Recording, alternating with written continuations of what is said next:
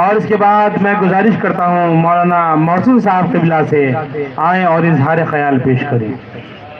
میں شکریہ ادا کرتا ہوں مفتی محمد طاہر صاحب کو یہاں اپنا قیمتی وقت نکال کر تشریف لے کر آئے۔ بسم اللہ الرحمن الرحیم۔ مومنین، جیسا کہ آپ کو معلوم ہے 8 شوال انہدام جنت البقیع، وہ جنت البقیع کہ جس میں 5 معصومین علیہم السلام کی قبریں ہیں۔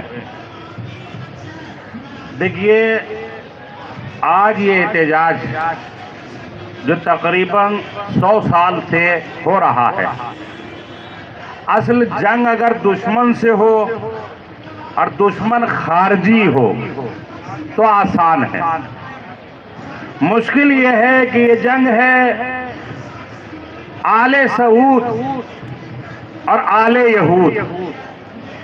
آل سعود اور آل یہود کا مسئلہ ایک ہے۔ آل یہود کا کہنا یہ ہے کہ اسلام پامال ہو جائے، اسلام ختم ہو جائے۔ آل سعود کا بھی مشن یہی ہے کہ اسلام پامال ہو جائے، اسلام ختم ہو جائے۔ آج ہم دو کے درمیان نہ یہ جنگ اہل سنت کی ہے نہ اہل تشیع کی ہے، بلکہ اہل سنت اور اہل تشیع کے درمیان میں کچھ ایسے افراد ہیں کہ نہ وہ اہل سنت ہیں نہ وہ تشیع سے ہے۔ ان کا مشن یہ ہے کہ ان دونوں کو آپس میں لڑایا جائے۔ لڑائیں گے کیسے؟ اگر دشمن سامنے سے آئے گا تو اس سے جنگ کرنا آسان ہے، لیکن اگر دشمن اسی لباس میں آ جائے جو لباس اسلامی ہے تو آپ کیا کریں گے؟ آیت اللہ بروجردی سے پوچھا گیا، کسی نے کہا کہ ایک مولانا نے چوری کی ہے، تو آیت اللہ بروجردی کہتے ہیں کہ مولانا اور چوری یہ سوال ہی نہیں ہے، یا تو مولانا نہیں ہے یا چور نہیں ہے۔ بھئی ایک بات کیسے ہو جائے گی؟ یا تو وہ چور ہے یا مولانا ہے۔ آپ کہہ رہے مولانا نے چوری کی ہے، ان کا ایسا نہیں ہو سکتا کہ سرکار ہم نے اس کو پکڑا ہے۔ اب سنیے، آیت اللہ بروجردی کہتے ہیں کہ چور کسی بھی دھرم سے کسی بھی لباس سے مخصوص نہیں ہوتا، وہ کسی کا بھی لباس چوری کر سکتا ہے۔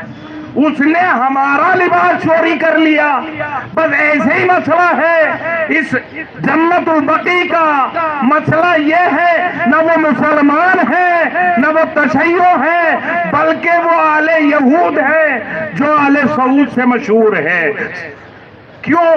اس لیے کہ ان کا اگر مشن ہوتا اسلام کو آگے بڑھانا، جب کہا جا رہا ہے 100 سال پہلے تک یہاں پہ روزات تھے، روزے بنے ہوئے تھے، یعنی 100 سال سے پہلے روزے موجود تھے، اس کو توڑنے والا کون ہے؟ اس کو توڑنے والا ہے کون؟ عزیزان گرامی، اگر آپ پورے مسئلے میں جائیں گے تو جنگ صلح حسن سے یہ بات دیکھیے، امام حسن نے کیا کہا تھا صلح حسن میں؟ یہی کہا تھا کہ یاد رکھنا صلح شرط پہ ہوگی کہ قرآن اور حدیث پہ عمل کیا جائے گا۔ تو صلح کرنے والے کے لیے کہنا چاہیے تھا کہ صاحب اس بات پہ صلح نہیں ہوگی، میں تو قرآن کو بھی مانتا ہوں، میں تو رسول کی حدیث کو بھی مانتا ہوں۔ اس کا مطلب یہ ہے کہ امام حسن نے بھی پردہ ہٹایا تھا چہرے سے کہ یاد رکھنا، نہ یہ قرآن کو ماننے والے ہیں نہ رسول کو ماننے والے ہیں۔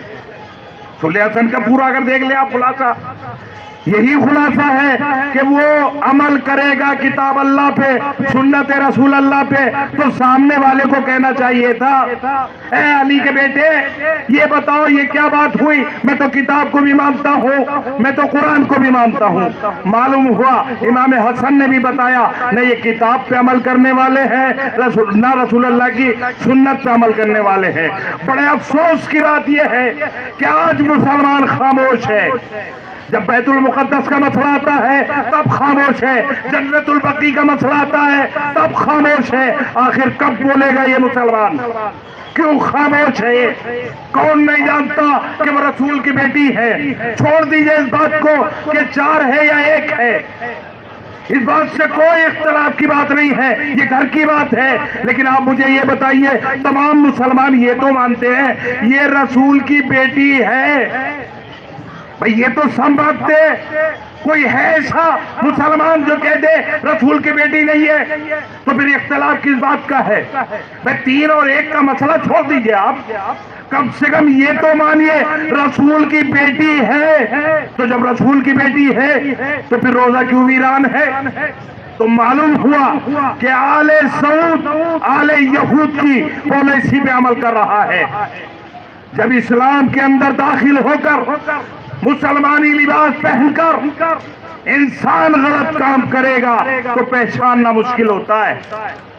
اگر دشمن صاف ہو، سامنے سے ہو تو بڑا آسان ہے، اب کبھی نہیں کہتے، کبھی کسی دشمن سے نہیں ڈرتے، لیکن ہاں اس دشمن سے ڈرا جاتا ہے جو منافق ہوتا ہے، اس لیے کہ منافق کب سچ بولتا ہے کب جھوٹ بولتا ہے کچھ پتہ نہیں چلتا۔ اسی کا سبب ہوا کہ جنت البقیع کو ویران کیا گیا، پوری دنیا کا مسلمان خاموش بیٹھ کر تماشا دیکھتا رہا۔ کیا وجہ رہی ہے؟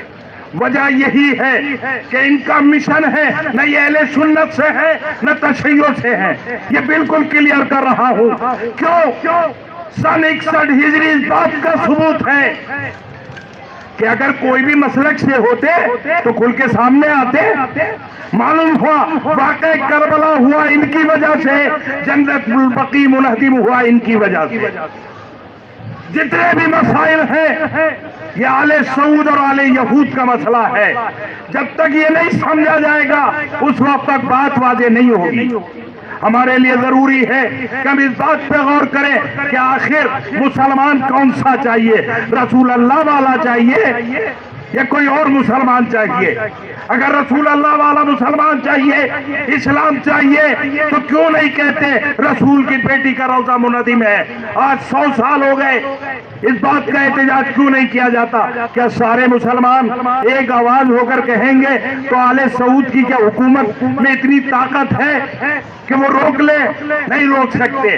وجہ کیا ہے کہ دشمن بہکا رہا ہے، ایک لباس دکھا رہا ہے، ایک چال دکھائی جا رہی ہے، خطرہ دکھائی جا رہا ہے کہ یہاں خطرہ ہے۔ خطرہ کس بات سے ہے صاحب؟ کس بات سے خطرہ ہے؟ کیا اور روزے نہیں بنے ہوئے؟ یقین مانیے ان کی پالیسی یہ تھی، ان کی چال یہ تھی کہ یہ رسول اللہ کا بھی روزہ توڑتے۔ وہ تو یہ کہیے کہ لوگ بغاوت پہ اتر گئے، اس کے بعد رسول اللہ کا روزہ بچ گیا، ورنہ یہ رسول اللہ کا روزہ توڑتے جناب۔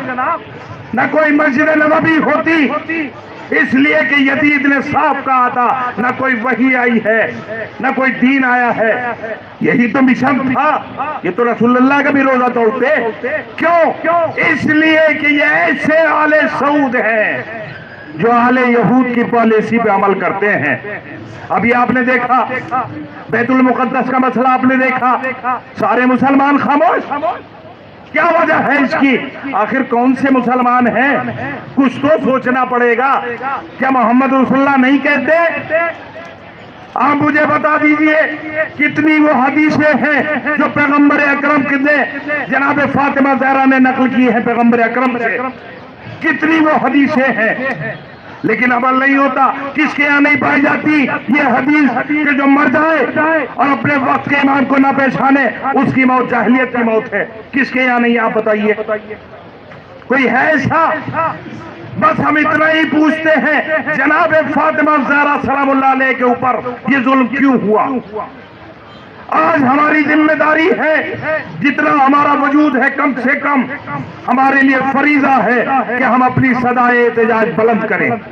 یہ ضروری نہیں ہے قلت اور کثرت، کبھی یاد رکھیے یہ معنی نہیں ہوتی، کثرت ہو یا نہ ہو، اگر قلت بھی ہو، اگر آپ حق پہ ہیں تو دیر سے صحیح انصاف ملے گا۔ ضروری نہیں ہے کہ تعداد زیادہ ہو، اس سے کوئی فرق نہیں پڑتا۔ کم بھی اگر تعداد ہے، واقع کربلا 72 لوگوں کی وجہ سے زندہ ہے یا نہیں ہے؟ बताइए पूरी दुनिया का मुसलमान बताए 72 अफराद लाखों पे भारी पड़े। क्यों? इसलिए कि हक पे थे। जन्नत अल बकी मसला है, या तो ये कहते कि ये मसला हमसे मखसूस है, रसूल की बेटी नहीं है जनाब फातिमा ज़हरा, ऐलान कर दे मुसलमान, वे क्या बिगड़ता है, ऐलान करे। लेकिन अजीजाने गिरामी, दिल में तो मानते हैं लेकिन जबान से नहीं कह सकते। कितने मजबूर है मुसलमान, आखिर बताए। या फिर सब मिलकर क्यों आवाज बुलंद नहीं करते? याद रखिएगा, ये आवाज दबने वाली नहीं है, ये आवाज दूर तक जाएगी। बहरहाल हम यही मांग करते हैं कि सऊदी हुकूमत इस बात पे गौर करे और सोचे कि ये हमारा मसला अकेलों का नहीं है, ये पूरी दुनिया के मुसलमानों का मसला है, और मुसलमानों का ही मसला नहीं है, पूरी इंसानियत का मामला है। लिहाजा जरूरी है कि हम अपनी सदाए एहतिजाज ज्यादा से ज्यादा सऊदी हुकूमत तक पहुंचाएं ताकि वो समझ जाएं ये इंसानियत का मसला है।